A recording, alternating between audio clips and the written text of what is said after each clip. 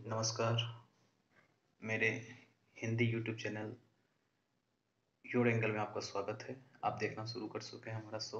तो आज का हमारा जो हमने आपसे बोला था कि हम इस मुद्दे पे आपसे आके आज डिस्कशन करेंगे और हम रखेंगे। तो आज सबसे महत्वपूर्ण जो हुआ है वो है कि अमित शाह आज पूर्णिया के बाद किशनगंज में थे।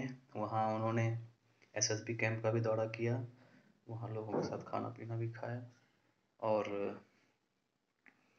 उसके बाद उन्होंने एक जनसभा को भी संबोधित किया है। तो क्या है मायने उनके इन दौरों का, इस पे हम लगातार डिबेट कर रहे थे। कल भी हमने अपनी वीडियो में बताया था।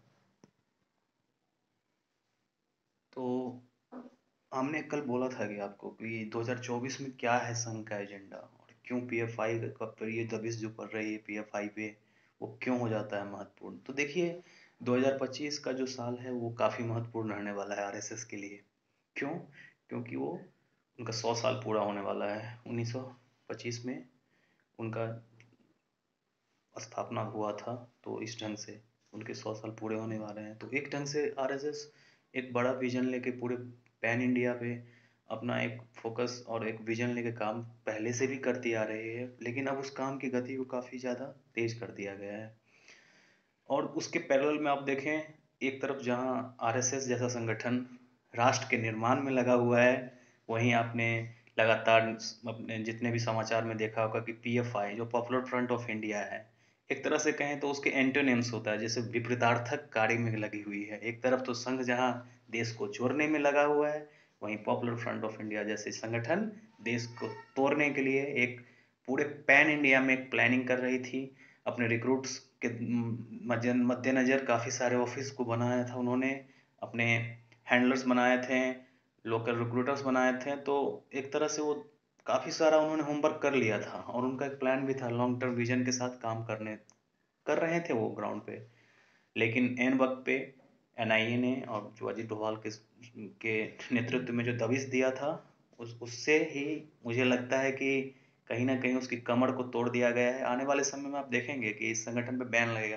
तो आप देखिए कि क्या कितना हास्यास्पद है कि एक भारत जैसे सवा अरब के देश में एक तरफ जहां राष्ट्रीय स्वयंसेवक संघ देश के निर्माण में लगा हुआ है, वहीं पॉपुलर फ्रंट ऑफ इंडिया जैसे संगठन देश को खोखला करने की साजिश में लगी हुई है। दिन रात काम करते हैं वो लोग, कैसे देश को तोड़ दिया जाए, कैसे देश विरोधी ताकतों के हाथ में देश को सौंप दिया जाए।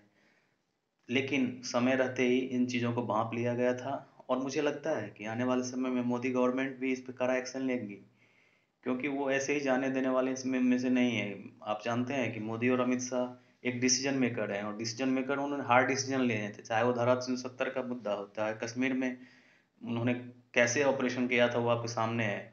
तो देखिए बौखलाहट क्या है कि, और दूसरी तरफ जो सबसे शर्मनाक है वो है कि विपक्ष के जितने भी सारे नेता को आपने देखा होगा, किसी का भी एक भी स्टेटमेंट नहीं आया है कि पॉपुलर फ्रंट ऑफ इंडिया क्या है, उनके क्या कार्यकलाप थे, उनका किसी ने भी निंदा नहीं किया है। तो ये सबसे बड़ा खतरनाक एक सिग्नल आप कह सकते हैं।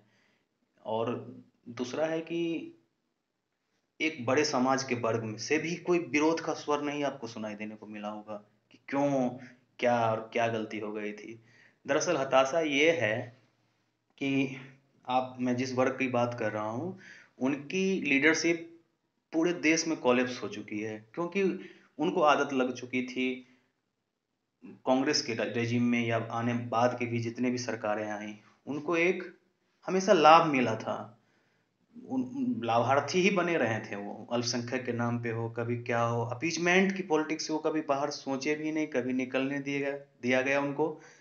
तो होता क्या है कि अपीजमेंट अगर आप ज़्यादा लंबे समय तक करते तो आप कहीं ना कहीं कमज़ोर और खोखले होते हैं। तो आज वो उनको भुगतना पड़ रहा है। आप देखते होंगे कि उनकी लीडरशिप कहीं है नहीं, रह रह के एक रहनुमा ओवैसी भैया हैं जो पूरे, मतलब उनके एक रहनुमा हैं, उनके एक फेस है पैन इंडिया। आप तो देखिए कितना हास्यास्पद है ये चीज़। तो इन सब चीज़ों पे गौर करना होगा। और ये इतने मजबूत हो गए हैं कि सरकार को गिरा सकते हैं, रात दिन रात ये काम करते हैं। और आपने बिहार में भी देखा होगा कि कैसे AIM MIM जो ओवैसी की पार्टी है, उनके 5 विधायक जीतते हैं, बाद में 4 दल बदल करते हैं और वो राष्ट्रीय जनता दल में विलय हो जाता है। तो कहीं ना कहीं इनकी साजिशें बेनकाब होने का समय आ गया है। और आप देखते रहिएगा कि क्या-क्या अभी नतीजा आना बाकी है। नमस्कार।